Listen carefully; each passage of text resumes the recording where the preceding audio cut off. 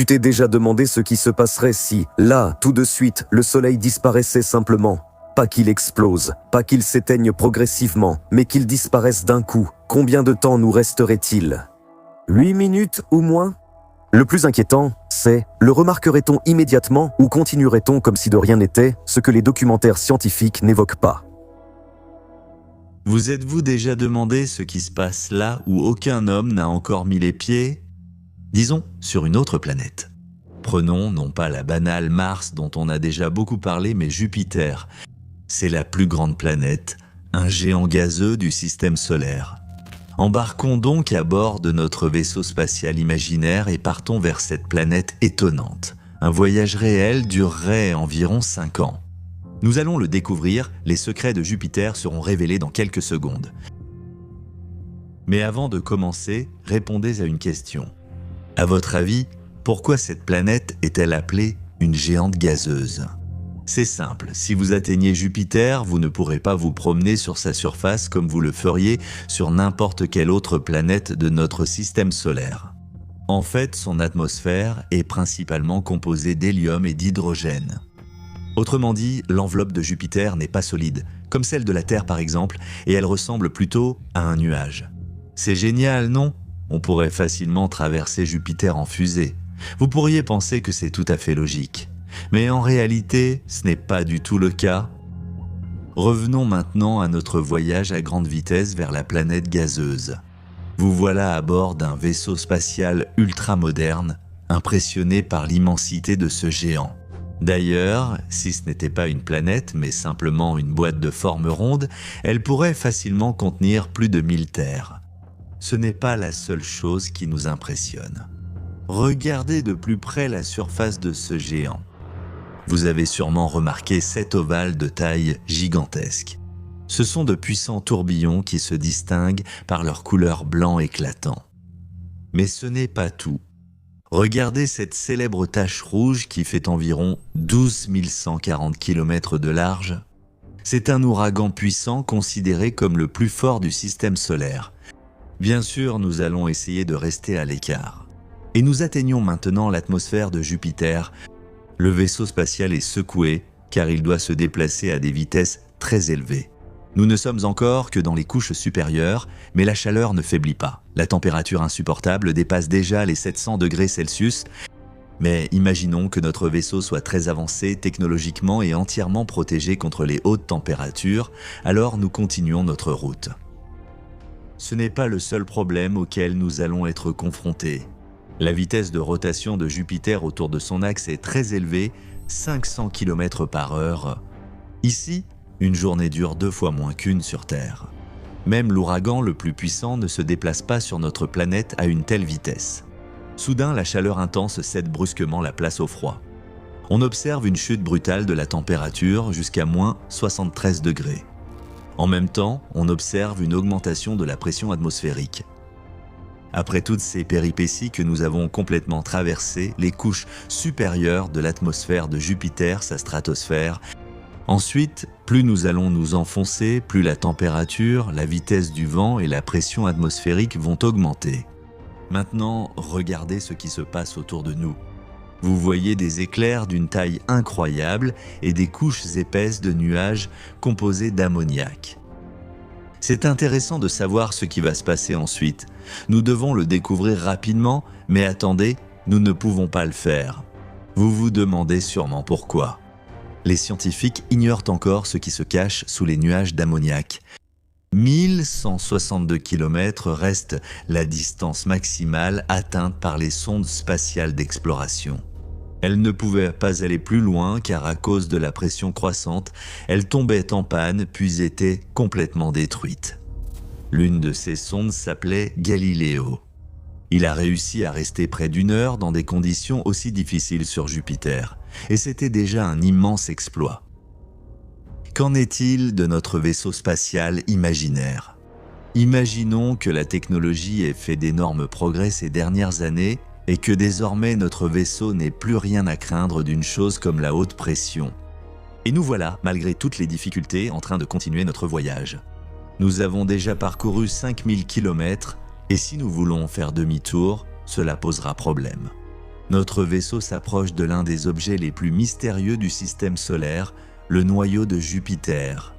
Ici, les températures atteignent des chiffres irréels. 4013 degrés. Nous ne survivrions certainement pas dans de telles conditions. Mais comme on s'en souvient, notre vaisseau spatial est très avancé technologiquement, ce qui signifie qu'il devrait résister même à de telles températures. Nous ne pouvons pratiquement rien voir, nous devons nous fier uniquement à nos sensations. Toutes les communications avec la Terre sont désormais coupées. Nous ne pouvons plus envoyer de signaux. Notre vaisseau spatial continue tout de même d'avancer vers un endroit où, en réalité, il est peu probable qu'un engin spatial se retrouve un jour. Malgré la mauvaise visibilité, nous remarquons un immense océan dans lequel bouillonne une substance étrange. Il se trouve à une profondeur de 19 500 km et était considéré comme l'une des couches de Jupiter. Même les meilleurs chercheurs ne peuvent expliquer comment tout est organisé ici. Près du noyau, la température est même plus élevée que celle du Soleil. La pression atmosphérique y est 2 millions de fois supérieure à celle de la Terre. Ce sont des conditions très difficiles à cause desquelles l'hydrogène contenu dans l'atmosphère de Jupiter commence à changer ses caractéristiques. Il se forme ce qu'on appelle de l'hydrogène métallique parce que la distance entre les molécules se réduit au minimum. Dans son état normal, l'hydrogène est l'élément le plus léger de tous. Et à la suite de ces métamorphoses, sur Jupiter, il devient par ses propriétés semblable à un métal. Il ne sera pas possible d'examiner de plus près ce qu'est cet océan, parce que l'hydrogène métallique peut réfléchir plus de 90% de la lumière. Même si vous utilisez des sources lumineuses de puissance maximale, vous ne verrez quand même rien à cause de l'incroyable capacité de réflexion de cette forme d'hydrogène. Et qu'arrive-t-il à notre œil dans l'espace ? C'est comme s'il était bloqué à un endroit et ne pouvait pas avancer.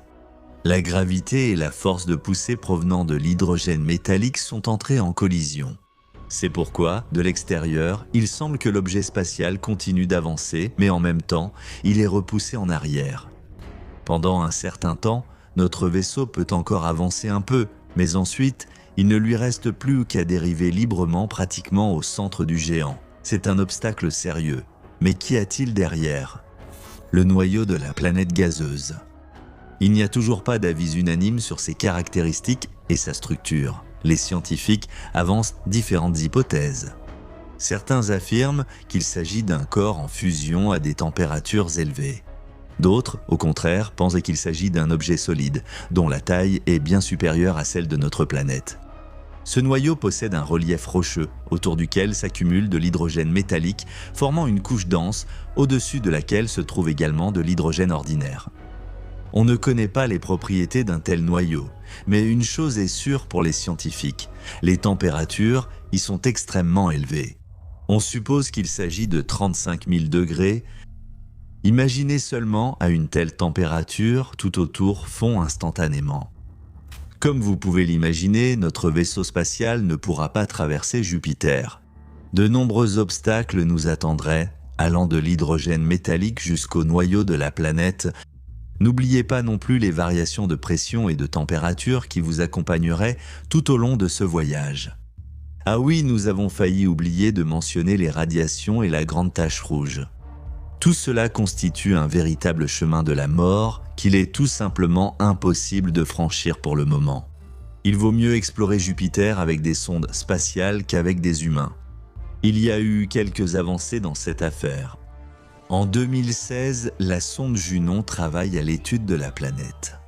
Elle a déjà pris des photos de la plus belle aurore polaire, qui est la plus grande de tout le système solaire, et a enregistré les sons de l'onde de choc.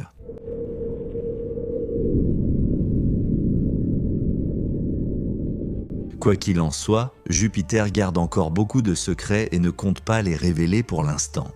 Et vous ? Pensez-vous que la technologie pourra un jour se développer au point de permettre l'exploration complète de cette planète ? 3 e-Atlas pourrait ne pas être ce qu'on croyait. Un vaisseau extraterrestre ? L'astrophysicien de Harvard, Avi Loeb, affirme que ce n'est pas une comète. Ou peut-être plus probablement un engin extraterrestre. Son soupçon repose sur la trajectoire très inhabituelle de cet objet. Selon le scientifique, elle est très inhabituelle comparée à celle des autres corps interstellaires et à leur comportement. 3i Atlas sera déjà à proximité de la Terre en novembre de cette année. Et, selon les prévisions de l'EB, l'humanité doit être prête à tout scénario possible. Imaginez qu'un signal et un dinosaure apparaissent soudainement dans la rue de votre maison.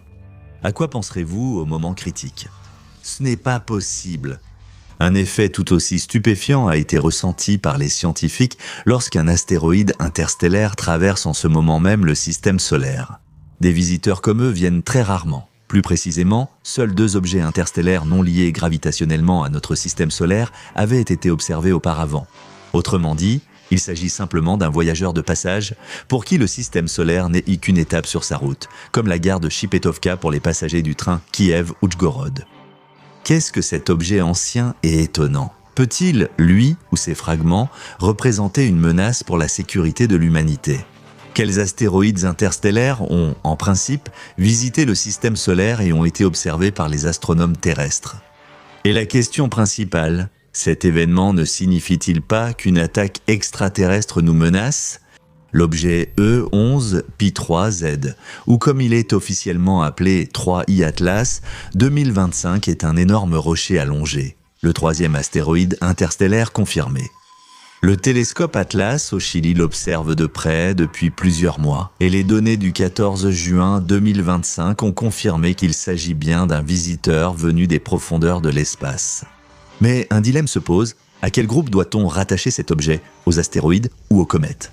En effet, plus la roche s'approche du Soleil, plus elle montre des signes d'activité cométaire. Par exemple, il a développé une petite queue et une faible chevelure de gaz et de poussière. C'est pourquoi il est possible que nous ayons affaire à une comète interstellaire. Quelles sont les dimensions de l'objet? Les données précises manquent pour l'instant, cependant la plupart des scientifiques estiment son diamètre à environ 20 km. Certaines structures sur Terre vous paraissent encore incroyablement gigantesques. La statue de l'unité au Gujarat, la tour Burj Khalifa, les montagnes Kilimandjaro ou Jamalungma. Alors, imaginez 2 Everest et demi réunis en un seul objet, traversant le ciel à la vitesse de 245 000 km/h.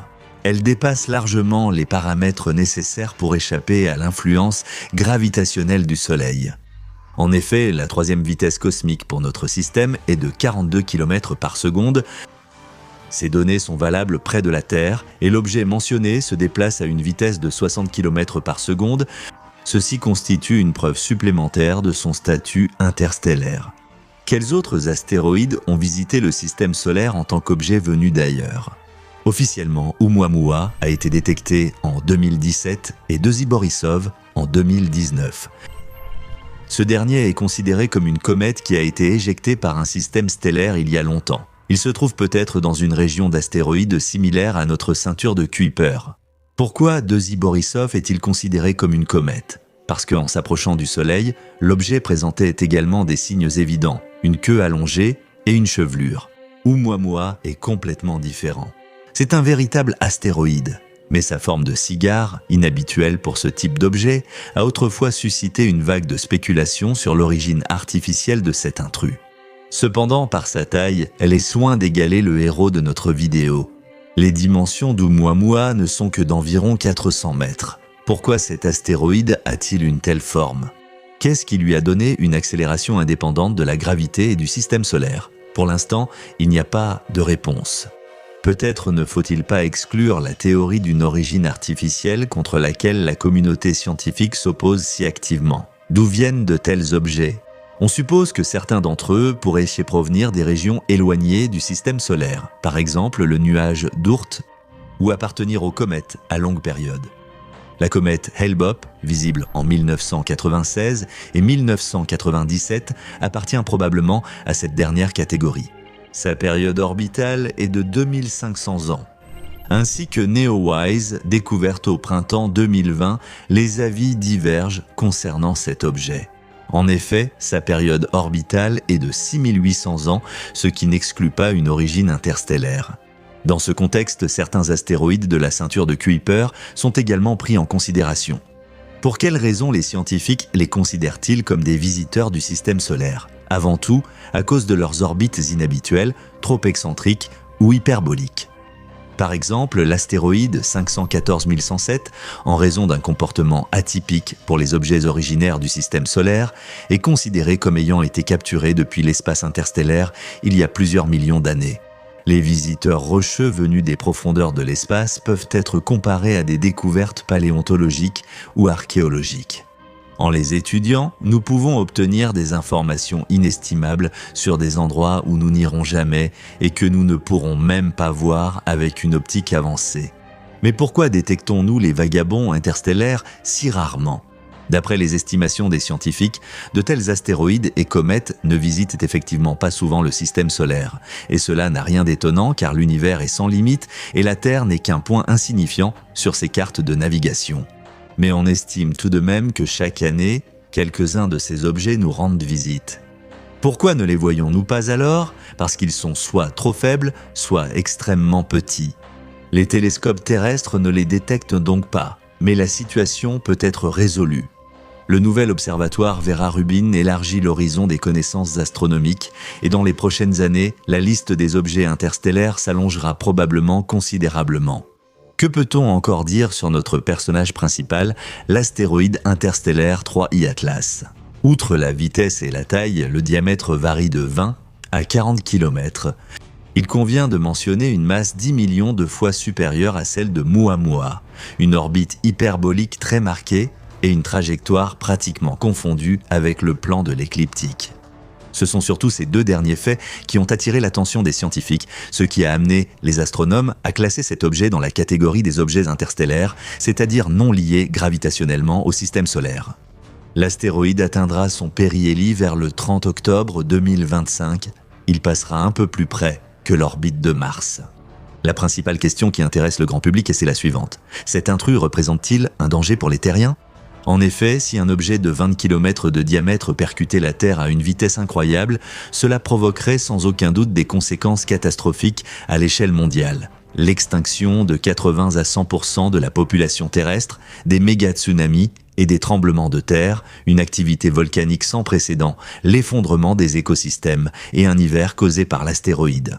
Disons même plus, un objet 20 fois plus petit suffirait à provoquer de telles conséquences dévastatrices. Mais une roche aussi énorme aurait très probablement enterré à jamais la civilisation humaine. Cependant, les alarmistes peuvent se rassurer. On peut répondre avec certitude, non, cet astéroïde ne représente aucun danger pour nous.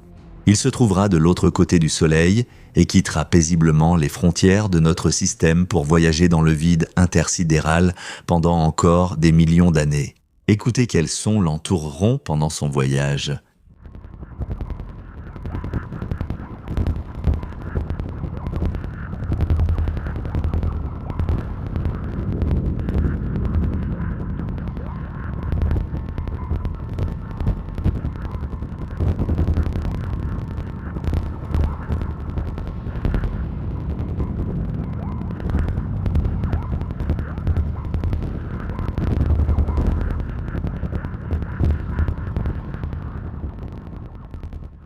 Cependant, il existe un autre danger dont nous allons parler. Où se trouve actuellement à 11 Pi 3e, l'astéroïde a dépassé l'orbite de Neptune et se trouve maintenant à 4,5 unités astronomiques du Soleil entre les orbites de Jupiter et de la ceinture d'astéroïdes.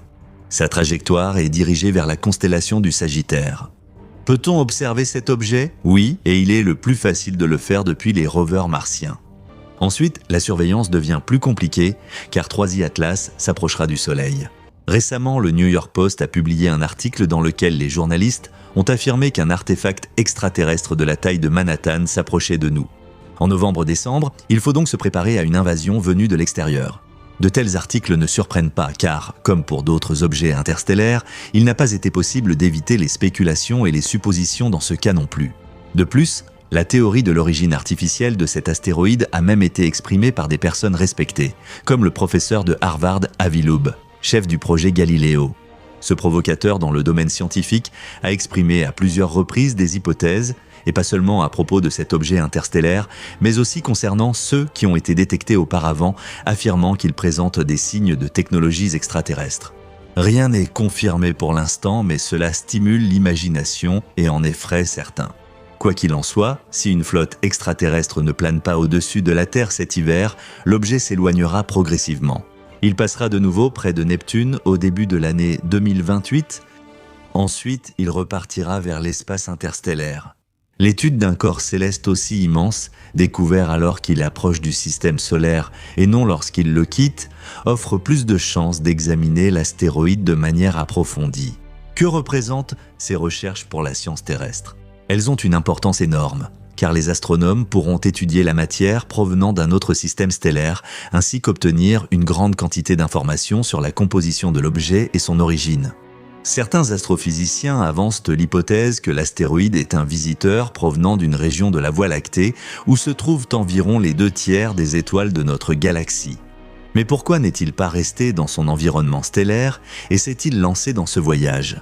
Très probablement, l'astéroïde a été éjecté à la suite d'une interaction gravitationnelle avec une géante gazeuse comparable en taille et en masse à notre Jupiter. Cependant, il ne s'agit pour l'instant que d'une hypothèse. Des données plus précises viendront après l'étude de l'objet. Alors, qu'a apporté l'astéroïde 3I Atlas en plus de la surprise, de l'émerveillement et des inquiétudes ?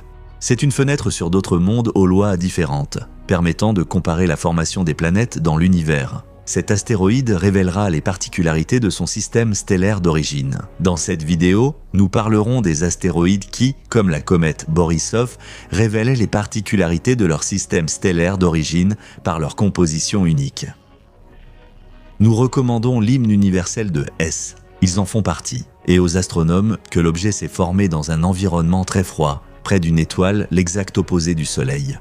De plus, les objets interstellaires peuvent devenir une source précieuse d'informations sur les premières étapes de l'évolution des anciens amas stellaires. Grâce à de tels astéroïdes et comètes, on peut étudier les effets de l'accélération non gravitationnelle, affiner les modèles de structure des galaxies et la densité du milieu interstellaire. Mais la cerise sur le gâteau, c'est la possibilité de découvrir des traces de vie. Directement, cela est peu probable, mais la découverte de molécules à caractère prébiotique pourrait renforcer l'hypothèse de la panspermie, selon laquelle la vie et ses composants sont transportés entre les objets de l'univers.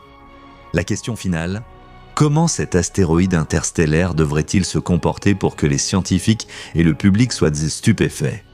À la fin du XXe siècle, il s'est produit un événement dont l'ampleur n'a pas encore été égalée.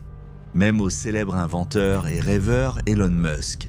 En 1977, 2 sondes portant le nom évocateur de Voyager, c'est-à-dire voyageurs, ont été lancées dans l'espace. Pourquoi la mission, toujours suivie dans le monde, est-elle apparue à cette époque ? L'idée d'envoyer un engin non habité vers les planètes du système solaire est apparue dès les années 60. L'étudiant stagiaire, Gary Flandra, a un jour calculé qu'à la fin des années 70, il y aurait une excellente opportunité de survoler toutes les planètes externes du système solaire grâce à une manœuvre gravitationnelle autour de Jupiter car elle s'alignerait comme pour un défilé.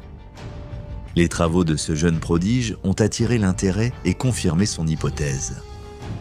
Les planètes vont beaucoup se rapprocher, permettant de les observer de plus près via les sondes. C'est ainsi que le projet Voyager a vu le jour. Les sondes jumelles ont été lancées les 20 août et 5 septembre 1977. Mais pas dans l'ordre numérique, au contraire. Cela a été fait intentionnellement, puisque chaque sonde a une mission individuelle et un itinéraire personnalisé. Voyager 2 a eu droit à Jupiter et Saturne, mais après la prolongation de la mission, il a également étudié avec succès Uranus et Neptune. Voyager 1 a également accompli sa mission avec brio. Il a visité les planètes géantes et les satellites galiléens de Jupiter. Ensuite, il a emprunté la voie la plus courte pour quitter l'héliosphère, devenant le premier engin à transmettre des données sur les conditions difficiles du milieu interstellaire. En ce qui concerne la durée de vie des engins, on peut les comparer à la sonde martienne Opportunity, dont nous avons parlé dans l'une de nos vidéos récentes. Les Voyager ont également largement dépassé les délais prévus et les espérances de leurs concepteurs. Rappelons-nous donc les moments intéressants qui ont accompagné cette mission incroyable, avec des photos exclusives prises par les sondes et qui sont encore aujourd'hui conservées au centre scientifique. Les sondes n'ont pas seulement exploré les planètes du système solaire. Elles les ont beaucoup photographiées. Voyager 2 s'est approché pour la première fois des satellites galiléens et a pris des photos détaillées d'Europe. C'est après leur publication que le monde a commencé à envisager la possible présence d'un immense océan sous la croûte de glace de la Lune jovienne. La sonde a également photographié de près l'antique Ganymède. Voyager 1 a pris pour la première fois des images détaillées de Jupiter, notamment de l'ouragan monstrueux qui fait rage dans l'atmosphère de la planète depuis 3 siècles. La sonde a également visité les environs de Saturne. Dans la ceinture de ses anneaux que l'appareil a photographié, il a légèrement endommagé la perche des instruments. À son tour, Voyager 2 est le seul appareil terrestre à s'être approché au maximum de Uranus gelé. Au pôle du géant, il a enregistré une température de moins 215 degrés Celsius. La sonde a réalisé des centaines de portraits de la planète et de ses lunes, a découvert de nouveaux satellites et des anneaux. Mais Voyager 2 s'est approché particulièrement près de Neptune, à seulement 48 000 km, après quoi il a pris des images uniques de la légendaire Grande Tache Sombre, l'ouragan le plus rapide du système solaire. L'appareil a également découvert que Triton n'est pas le seul satellite de Neptune. La sonde a découvert 4 autres lunes. Ces images sont fascinantes, n'est-ce pas? Et vous vous demandez sûrement où les voyagers finiront-ils dans des milliers d'années? Commençons par des informations générales. La charge utile. Les 2 sondes de 800 kg sont identiquement équipées. La charge utile de l'appareil est de 86 kg. Les voyagers sont équipés de 3 générateurs thermoélectriques fonctionnant au plutonium-238 dont la période de demi-vie est de près de 88 ans. C'est pourquoi la productivité des systèmes de navigation et autres systèmes baisse lentement mais sûrement. L'appareil est équipé de 2 ordinateurs reprogrammables, ce qui a permis à plusieurs reprises d'éviter des problèmes en cours de route. Il y a également à bord 2 antennes orientées différemment, plusieurs caméras, des spectromètres infrarouges et ultraviolets, des détecteurs de plasma, de rayons cosmiques et de particules chargées, ainsi que des magnétomètres. Un message pour les extraterrestres. Chaque sonde est équipée d'un disque doré sur lequel sont rassemblées 115 diapositives montrant des vues de la Terre, des données scientifiques actuelles et des informations sur la structure de l'être humain. En plus de tout cela, le support électronique est rempli de sons. On entend les pleurs d'un bébé, le grondement des volcans, le bruit des vagues et la parole humaine. Des œuvres musicales et chansons populaires sont enregistrées sur disque. En somme, si une entité intelligente rencontre les voyagers, après avoir écouté et regardé le matériel proposé, elle voudra certainement visiter la Terre. Aussi triste que cela puisse paraître, les engins fabriqués par l'homme quittent progressivement le système solaire, s'aventurant dans les profondeurs inhospitalières du lointain cosmos. Bien que leurs trajectoires divergent, les sondes ont le même destin. Elles ne reviendront jamais sur Terre. Les spécialistes estiment que la communication avec les voyagers durera jusqu'aux alentours de 2025 à 2030. Ensuite, les porte-voix de l'époque se tairont à jamais. Il est remarquable qu'en 2017, après une interruption de 37 ans, les moteurs de Voyager en aient été brièvement remis en marche pour ajuster la trajectoire de la sonde. La dernière fois qu'ils ont été utilisés, c'était en novembre 1980, lorsque l'appareil est passé près de Saturne. Où est-il maintenant? En septembre 2013, la NASA a officiellement annoncé que Voyager 1 était entré dans l'espace interstellaire, quittant les limites de l'héliosphère. La zone de stagnation, la frontière entre la périphérie du système solaire et l'obscurité de l'espace hostile, a été franchie par l'appareil, subissant d'importantes contraintes. L'influence d'un champ magnétique extrêmement puissant, une pluie intense d'électrons hautement énergétiques, des averses de rayons galactiques. La route future de Voyager 1 mène vers des étoiles lointaines. En réalité, la rencontre de Sissi plus 7938 avec AC plus 780, 13 888 l'étoile la plus proche dans la constellation de la Girafe, n'aura pas lieu avant au moins 40 000 ans. La sonde passera à 15 000 milliards de kilomètres de l'énorme étoile. Finalement, Voyager 1 errera sans fin dans l'immensité de la Voie lactée. Voyager 2 suivra un itinéraire légèrement différent. En janvier 2017, l'appareil se trouvait à une distance de 16,9 milliards de kilomètres du Soleil.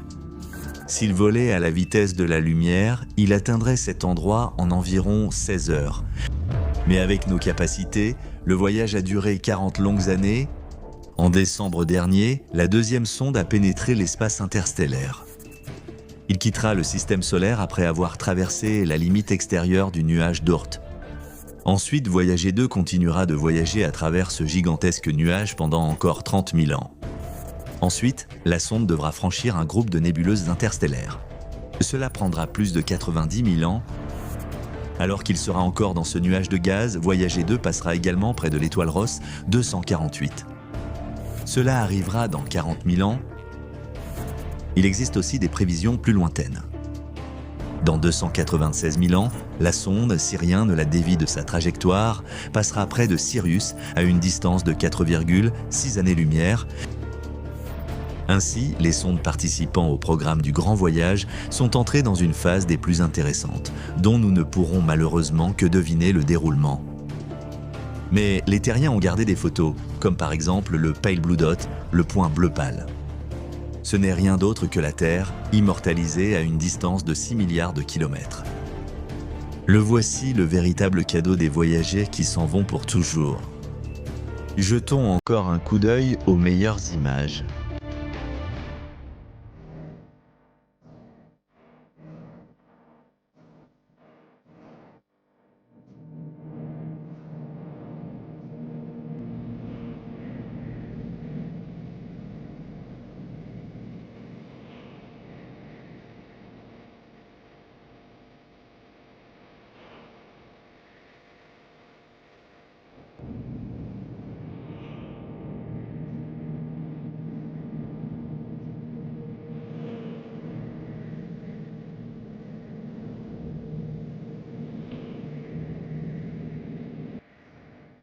Nous espérons que cette vidéo vous a plu.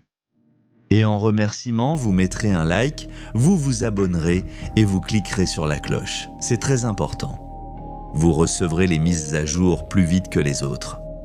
Et pour finir, jouons à un petit jeu interactif. Essayez de compléter la phrase « J'aime ». Écrivez vos propositions ci-dessous sous cette vidéo. Attention, les commentaires les plus intéressants seront forcément inclus dans le prochain épisode.